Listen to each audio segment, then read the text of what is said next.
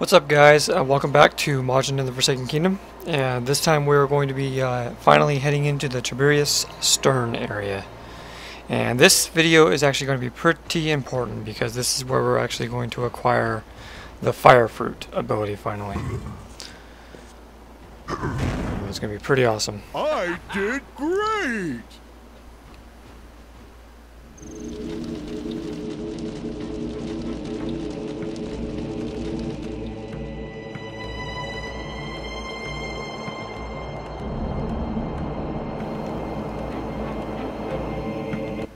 As you see from that little cutscene, that was actually the fire fruit. Now this area, I would probably have to say, is probably one of the most complex, difficult areas in the game that we've encountered so far. It's actually probably one of the largest areas.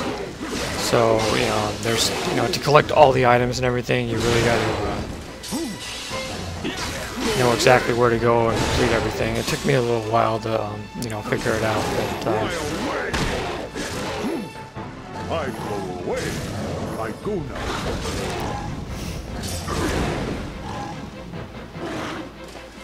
I use lightning. So the first thing you want to do is you want to get rid of as many enemies in this first section, the ground floor area right here. Use lightning.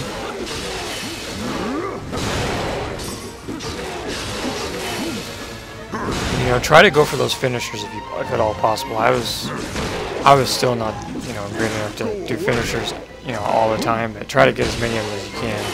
Like right there, that's a finisher. Because the more finishers you get, the more friendship shards, and the more life shards you get as well. So, and also you can move towards getting those trophies.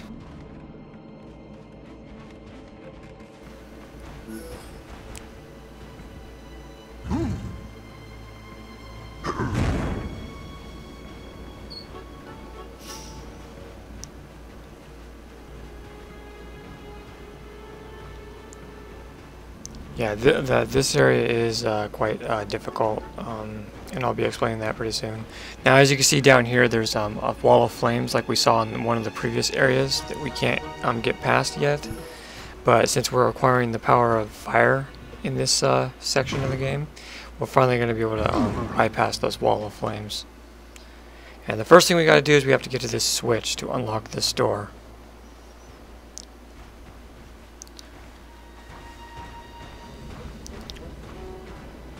So we're gonna go talk to this NPC bird that's right here. That's hot! I can feel the heat from over here. Over there, you can see some fruit that has the Majin's power sealed in it. If you let the Majin eat that, I bet his power of fire will come back. So just what the bird said, right through that cage on the other side is the fire fruit ability. Now what we have to be able to do is we have to somehow get the Teotl to get over there on the other side, and he has to be able to grab that fire fruit. That's our primary mission here in this level. But there's a couple things that you have to go about doing it in an orderly fashion before you're able to actually complete that. So.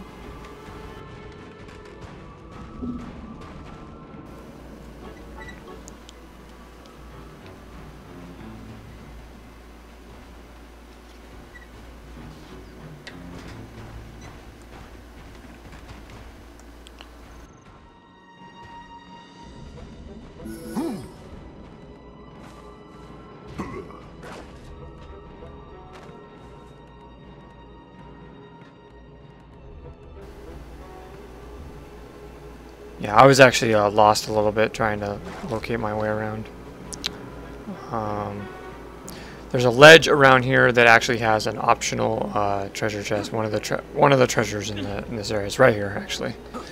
You can climb up here and grab this first chest. That's the first thing you want to do.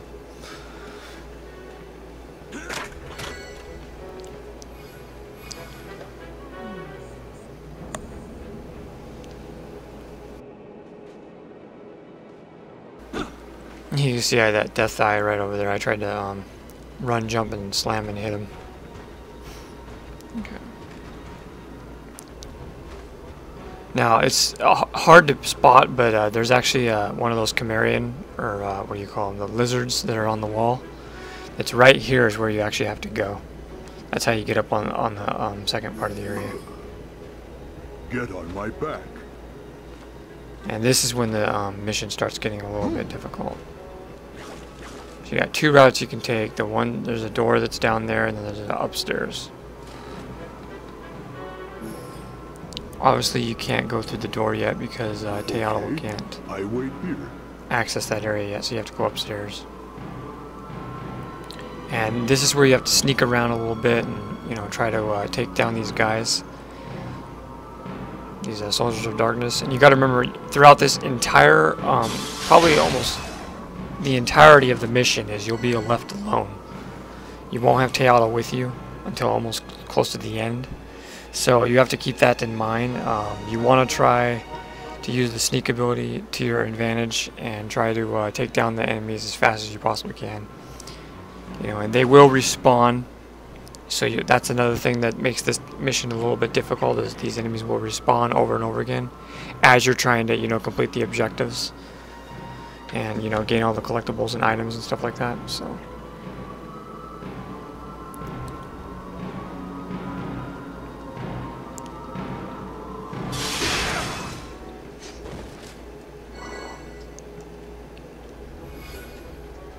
And now we want to go up on top of this, up these stairs and talk to this guy up here, or this NPC up here, bird. I suppose the Chibirias was impervious to enemy arrows and stones, but 100 years have passed, so parts of it are getting weak now. Maybe you could break that wall down using gunpowder. Okay, so that bird basically gave us a hint towards, what we have to do now is we have to use TNT barrels to bust open that wall. So that's what we're going to do right now, so we can actually gain access through that area. And you can see on the other side there's a chest. And in order to do that, you have to throw it from a higher distance. So you want to climb all the way up on the top here,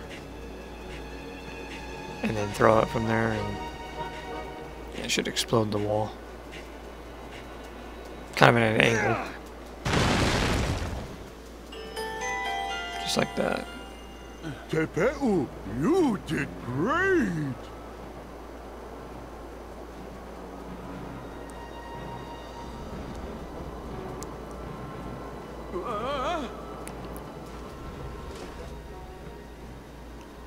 Now immediately when you go through here, you'll see a dark eye, or a death eye, or whatever you want to call them. It's stationed right above there, so if you actually get near that area, it'll just keep beaming you with lasers.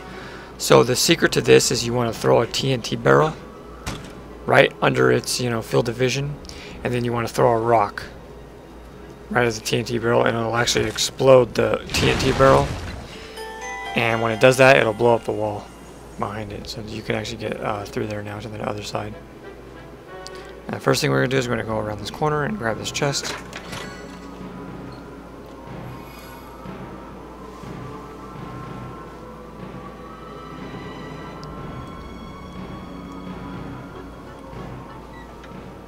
Now we can continue on to this area. And before going up that ladder, you want to go down here, and down here is actually the fire fruit. We actually have access to it right now, but we don't have Teatl with us, so we can't grab it. So the one thing you want to do is you want to go up this ladder. This takes us to the third level of the area. And this is where things start to get a little interesting, a little bit more challenging. You'll see all these boardwalks and stuff that are high up on the different ledges and stuff that you have to jump down to gather all the items. And you got to be careful because these soldiers of darkness are scouting the areas.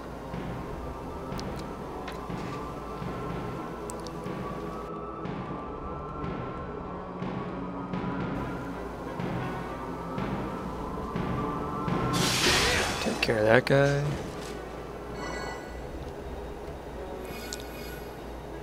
And you got to move quick through these areas because those soldiers of darkness will respawn. You got to remember that you do not have tail up here, so you cannot absorb them. So you just want to be quick. You want to know exactly where you want to go. Like right here, you want to jump right down here to grab this chest, and that gives you already 3 items. Just that quick. And you want to jump down and take care of this guy. He actually respawned already. And the respawn rate in this level is actually higher than normal, so that makes it a little bit more difficult as well. So they respawn rather quickly. So you gotta, you know, take it easy. You gotta. This is kind of a stealth mission per se, you know.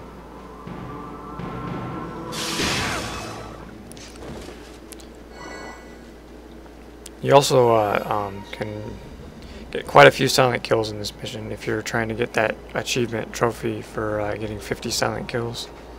This is a pretty good mission for it because there's a lot of them. And if you, potentially, you can, if you wanted to, you can actually get that achievement trophy in this level right away because you can just continue to keep coming up this area and having them respawn and then use the silent kill over and over again if you wanted to. Now you want to jump down here and grab the white chest, and this will give you the Marine's uniform. So that's actually the third piece of the Marine's outfit. So now you have the full Marine outfit set, and that should actually give you the Cosplay Maniac trophy at this point in the game, which is basically you have 3 full sets of costumes now, not including, you know, the default costume that you get at the beginning of the game. And then you want to jump down here where I just jumped down there and killed that Death Eye.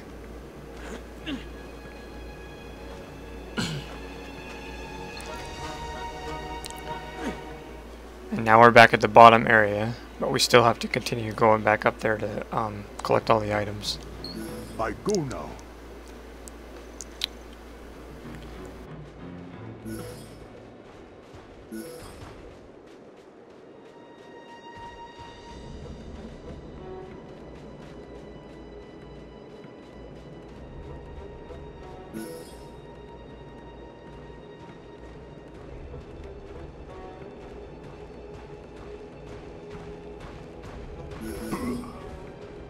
Get on my back.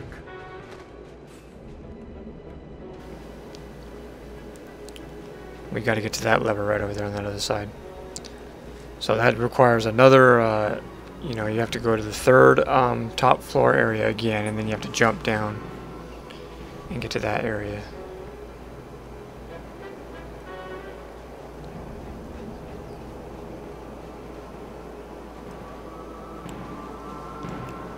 And the enemies, of course, have respawned once again.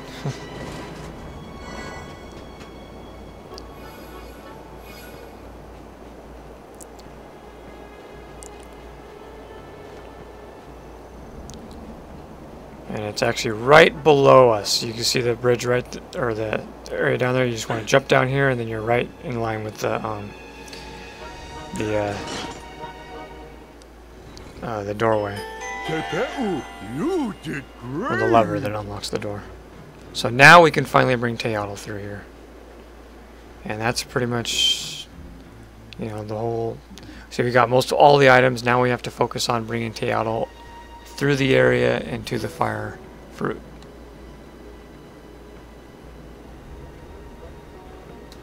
Which is not too difficult now.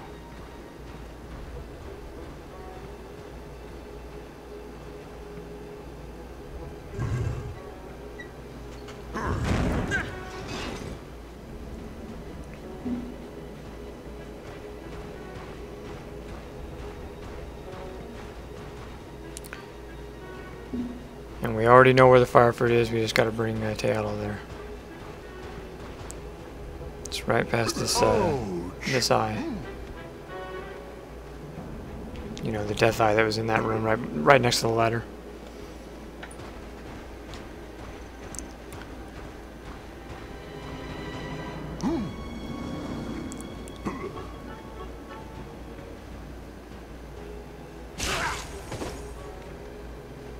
So you want to try to go right through here with Teotl and get to the, and now we have access to the fire fruit finally. And there you go. And it's been a long time since we've seen a cutscene, so here's another cutscene for the game.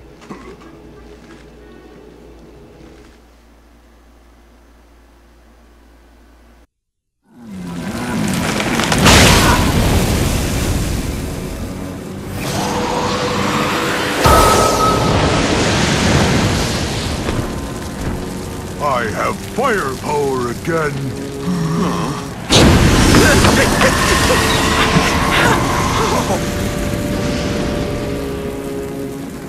I swallow fire now.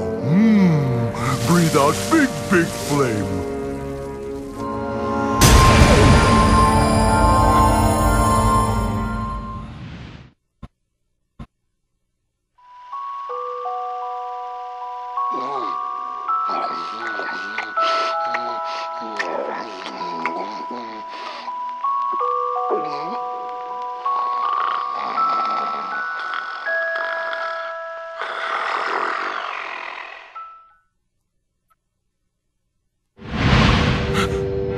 Hey, are you sure you'll be fine eating all that darkness?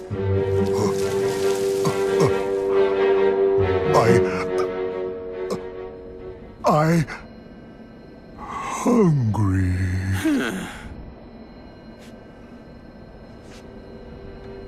Humans were overtaken by the darkness, but he gets his strength by eating the darkness. So that's how it works. So Tuberius is basically on to something, thinking that if he eats too much of the darkness that something might possibly happen to him. Anyways, we finally got the firepower where we can push, you know, R1 and O. And this is actually the third fruit ability upgrade for Teotl. There's actually only one more left to get, which is, I won't spoil, but it's probably one of the best abilities in the game. But anyways, now that we have the firepower ability, we can continue on and get the last item in here, which is the memory shard.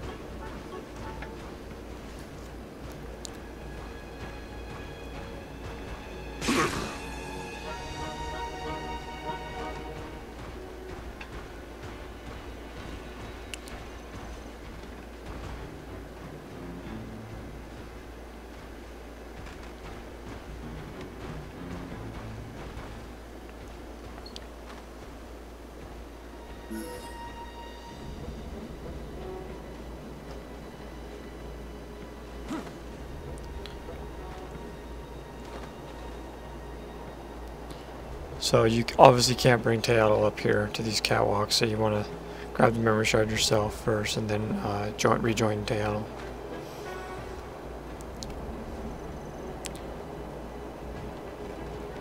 So we're going to switch it to night.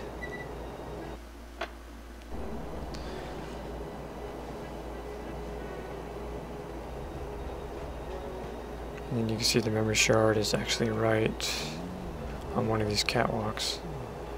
It's actually right over there. So we just want to jump from this bridge down to there, grab it. And that's all the items in this area. Now we have to leave this area, and the way to leave this area is we have to go back to that wall of flame that's right down there. Ouch. Join up with Teotl, and then you'll see this is actually pretty cool what he does with this wall of flames.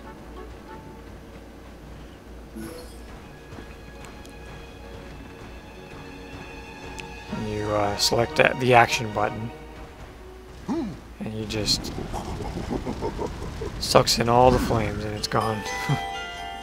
I did great. So now you know that other area that we saw back, you know, at the one of the other areas that we couldn't complete, we can actually get through there now that we have the power fire. So we're going to save right here, and there's actually one more area left called the engine. And explosive materials stored here do not use fire in this area. Well, of course, we are actually going to be doing that.